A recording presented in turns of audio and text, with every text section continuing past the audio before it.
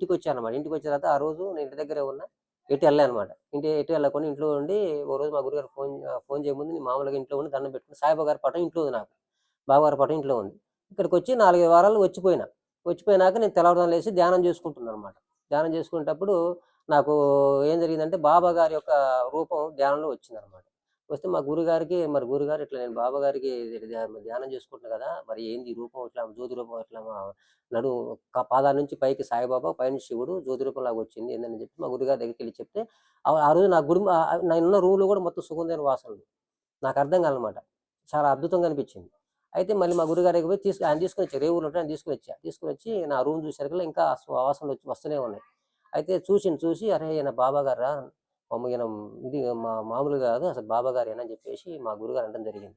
అయితే ఇక ఆయన మళ్ళీ సరే అని చెప్పి ఆయన ఎవరో తీసుకొనొచ్చా. తీసుకొని గుడి తీసుకొచ్చి చూసిండు. చూసి పలకరించి విగ్రహం గిరగ చూసి, "అమ్మో! నాకు అంతా అర్థమైతుంది గానీ ఇక జ్యోతి రూపంలో నాకేం అర్థం కావట్లేదు. కానీ ఈయనైతే బాబా గారే. సుగంధ వాసనలొస్తున్నాయి. ఇక్కడ కూడా వచ్చినాయని" చెప్పేసి నాకు అనటం జరిగింది. ఆ తర్వాత నేనేం చేశానంటే ఇక బాబా గారికి రోజు ప్రతిరోజు సేవ చేసుకోవటం. ఇక నచ్చినట్టుగా ఆయనకి మాంసాహారాలు ఇష్టం ఉండదు. ఆయనకి ఎప్పుడైనా సరే లేవటం, కొబ్బరికాయ కొట్టుకోవటం. 2 అగరబత్తీలు ముట్టించుకోవటం, మనస్ఫూర్తిగా నమస్కారం 2 పూలు పెట్టుకొని మనస్ఫూర్తి నమస్కారం పెట్టుకోవటం, నా పని నేను చేసుకోవటం. అయితే అట్లా రోజు చేసేవాడిని. ఇంక రోజు చేసుకుంటూ ఇంక చిన్నంగా నాకు ఎప్పుడైతే దర్శనం ఇచ్చిండో స్వామివారి పటాలు కూడా చేపించుకున్నా. ఎందుకంటే ఇక ఒక పటం నేను చేయించుకొని ఇంట్లో పూజ చేసుకుంటున్నా. ఇంక ఇదే పీఠం కానించి ఒక చిన్న సాయిబాబా ఫోటో స్వామి ఇచ్చిండు. ఇంక ఆ చిన్న సాయిబాబా ఫోటో కూడా తీసుకెళ్ళి ఇంట్లో పెట్టి పూజ చేసుకోవడం జరుగుతుంది.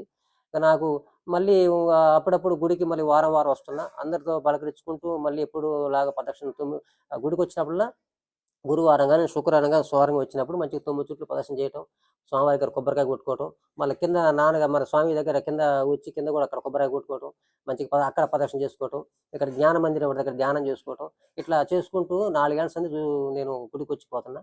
నాకెప్పుడు కూడా భగవంతుడు మళ్ళీ అన్నదానప్పుడు కార్యక్రమంలో కూడా పాల్గొనటం, స్వామివారి గుడి కార్యక్రమం వచ్చినా కూడా నేను పాల్గొనడం జరుగుతుంది. కానీ అప్పటికిప్పటికి కూడా నాకు ఒక కుటుంబంలాగా ప్రశాంతంగా ఉంది. నాకు భగవంతుడు కూడా ఏ లోటు లేకుండా, ఏ ఇబ్బంది లేకుండా మంచిగా చూస్తుండు. నాకు ఆనందం అంటే ఏందంటే భగవంతుడితోటి అసలు నిజంగా మా నాన్న లేకున్నా గూడా నాకు భగవంతుడుండనేటువంటి సంతోషం మటికి బాగుంది. అది మటికి మర్చిపోలేనిది భగవంతుడితోటి. అట్లా లైఫ్ ఏందంటే నేను ఉన్న నాళ్ళు గూడా ఆ భగవంతుడితే సేవ జేసుకోవాలి. ఇంగ భగవంతుడితోటే నేను ఉండాలన్నట్టు మా మా కుటుంబం మాకు ఈ రోజు గూడా మా కుటుంబంలో నన్ను మా పిల్లల్ని గాని మంచిగా చూసుకుంటూ రావడం జరుగుతుంది.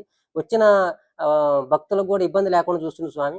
అన్నదానం అన్నప్పుడు ఇంకిద్దరు మనుషులకి అన్నం మిగలాలి తప్ప ఎవరికి కూడా తగ్గింది అనే ఇబ్బంది లేకుండా 3000, 4000 జనాలకు కూడా ఇబ్బంది లేకుండా స్వామి పెట్టడం జరుగుతుంది. కానీ మరి అందులో మైకప్పుడు కూడా ఆటో వేసుకొని ఊళ్ళో తిరిగి మైకులు చెప్పడం ఆ రోజు. ఆ స్వామివారికి మేము ఏ సేవైనా సరే ఆయన ఆయన పనంటే వెనకాడకుండా ముందడుగేస్తాం. వేయటం జరిగింది నేను. భగవద్ విషయంలో ఇప్పటికి